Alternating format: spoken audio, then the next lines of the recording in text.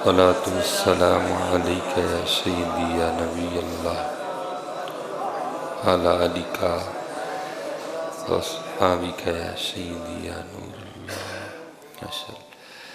जुम्मतुल मुबारक की बबरकत से आते हैं और तौफीक इलाही सामने हाल है और अल्लाह ही के फजल से ये मुबारक साआते हैं उसके घर में बैठकर गुजारने की सआदत हासिल हो रही।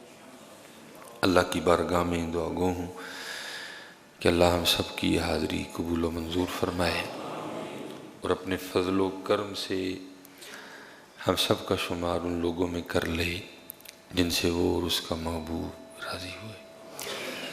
अल्लाह हक बयां करने की तौफीक अता फरमाए। आप सबको सुनने की तौफीक दे, मुझे सुना के आपको सुन के इखलास के साथ इस पर अमल की तौफीक अता फरमाए।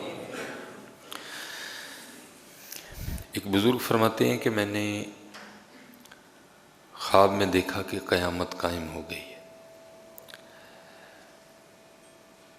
और कोई ऐलान करने वाला ऐलान कर रहा है कि मोहम्मद बिन वासे, ये अपने दौर के बहुत बड़े बुज़ुर्गों हैं, और मालिक बिन दिनार रहमतुल्लाहि ताला अलैहिमा, ये दोनों जन्नत में चले जाएं।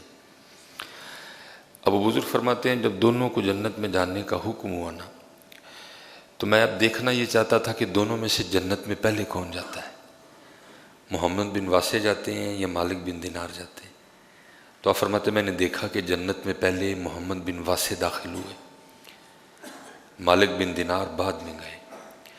तो आप फरमाते हैं जब मैंने पूछा ना कि मोहम्मद बिन वासे जन्नत में पहले क्यों गए और मालिक बिन दिनार जन्नत में बाद में क्यों गए, तो आप फरमाते हैं पूछने पर मुझे वजह ये बताई गई कि मोहम्मद बिन वासे जन्नत में पहले इसलिए गए क्योंकि दुनिया में इनके पास सिर्फ एक ही कमीज़ थी, और मालिक बिन दिनार इनके बाद इसलिए गए क्योंकि दुनिया में इनके पास दो कमीज़ें थी।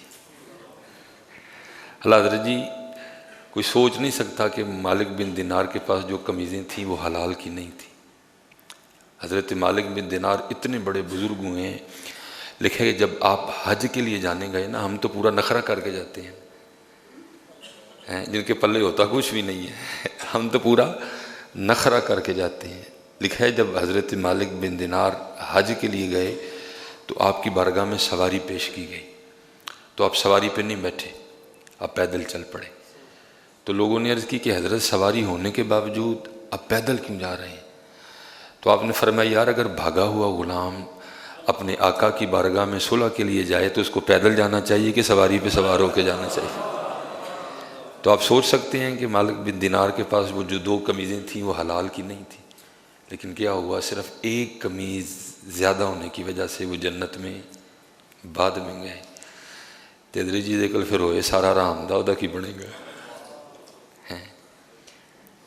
जिसके पास हो ही सारा हराम तो फिर उसका क्या बनेगा। रमज़ान है, दूसरा जुमा है, बस आपसे इतनी गुजारिश करूँगा थोड़ा सा वक्त है यार, इसको औखा सौखा गुजार लो, लेकिन कुछ इस तरह का ना कर जाना कि अपना कल ख़राब कर लो। हमें थोड़ा सा वक्त है, आपको पता भी नहीं चलेगा, काफ़ी गुजर चुका है, कितना रह गया ये तो किसी को पता है कोई नहीं है। जितना थोड़ा रह गया है ना इसको ख़राब ना करना। बुज़ुर्गों ने तो हज़रत इसको कबूल ही नहीं ना किया, उन्होंने ये कह के इनकार कर दिया भाई दुनिया तो वो है कि इसके हराम पर अजाब है और हलाल पर हिसाब है,